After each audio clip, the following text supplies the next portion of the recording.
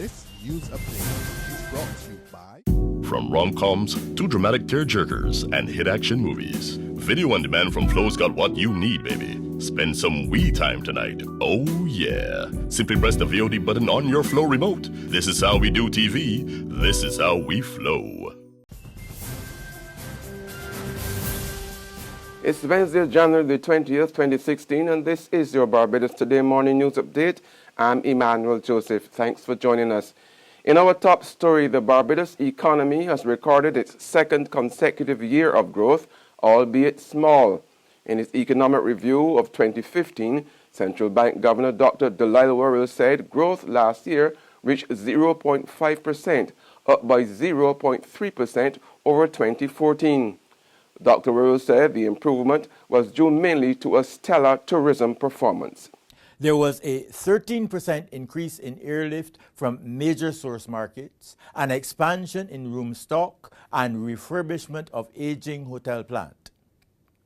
The tourism outturn was the best on record since 2007, with activity in the sector rebounding to pre-crisis levels. Tourism receipts grew by an estimated 5%, with arrivals up by 14%, and all major markets recorded double-digit increases.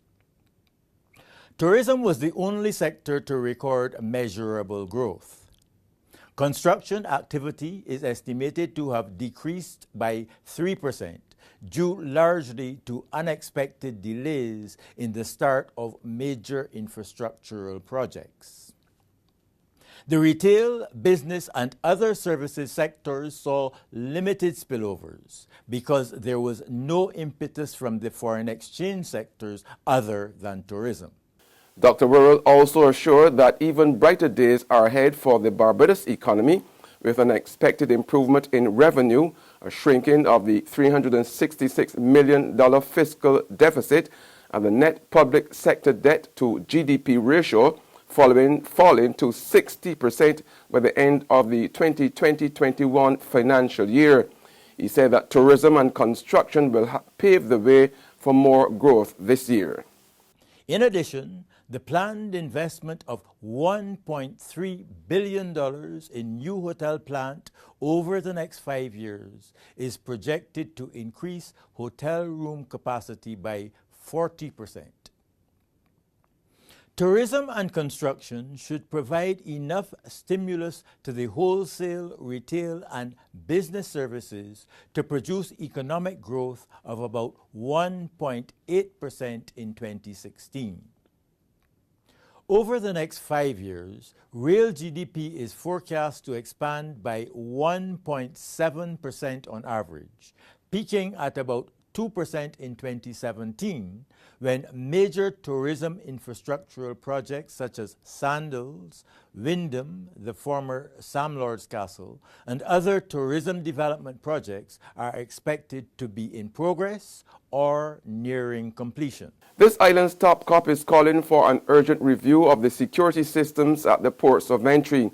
Tyrone Griffith is concerned that criminals are taking advantage of what he sees as loopholes to flood the streets with illegal guns.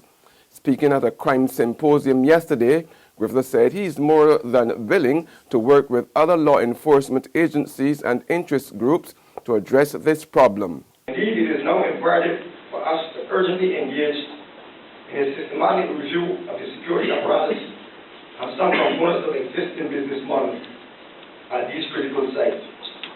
This is necessary for reasons that include the timely identification and closure of loopholes being exploited by the criminal element.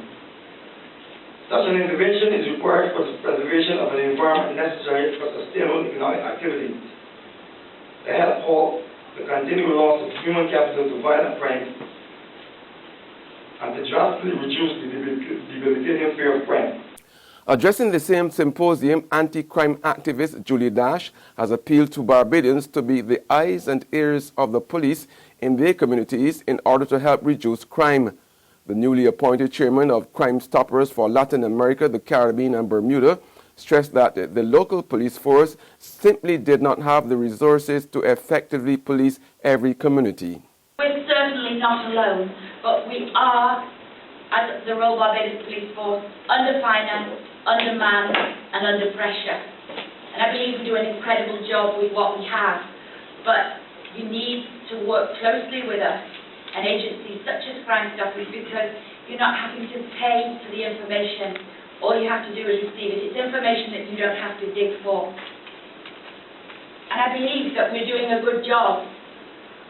I'm not going to use the word great just yet. I believe that good is the enemy of great.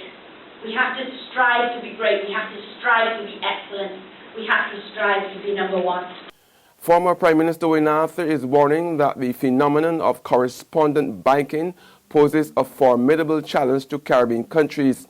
Speaking in Jamaica, Arthur highlighted the U.S. $10 billion a year this region receives in remittances, while warning that this, the region's single largest financial inflow, upon which countries in the Caribbean and their households depend for sustainable livelihood, could be in jeopardy.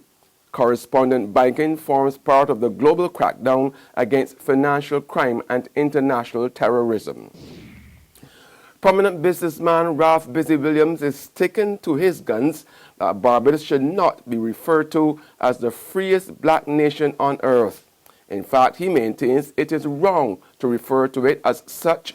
A national firestorm has erupted over the businessman's recent criticisms of a video which was produced and presented at the launch of this country's 50th independence celebrations earlier this month, with historian Trevor Dream Marshall arguing that Williams had opened the long overdue conversation about race relations in Barbados. While dismissing Williams' concern about the video, which the businessman said left him feeling slighted and crushed, Marshall took a broad swipe at the white Barbadians, saying while they love Barbados, they definitely had problems embracing independence under black rule. In an equally strong response yesterday, Williams said while it was an undisputable fact that Barbados was a predominantly black multiracial society, it was both unfair and inaccurate to state that it was the freest black nation on earth. There's regional and international news after this short break. Secure your future, be financially strong. Since 1983, we have been there for you. A smart range of products, great tax benefits. We're the solution to your hopes and your dreams. The Barbados Workers Union Cooperative Credit Union. The Barbados Workers Union Cooperative Credit Union. Humble beginnings to smart loans, smart savings. Save smart and borrow smarter, that's the move for me. Stability, prosperity, we're the solution to your hopes and your dreams. The Barbados Workers Union Cooperative Credit Union. The Barbados Workers Union Cooperative Credit Union. Turning now to news from the region, Trinidad and Tobago's murder toll has skyrocketed to 29 for the year so far.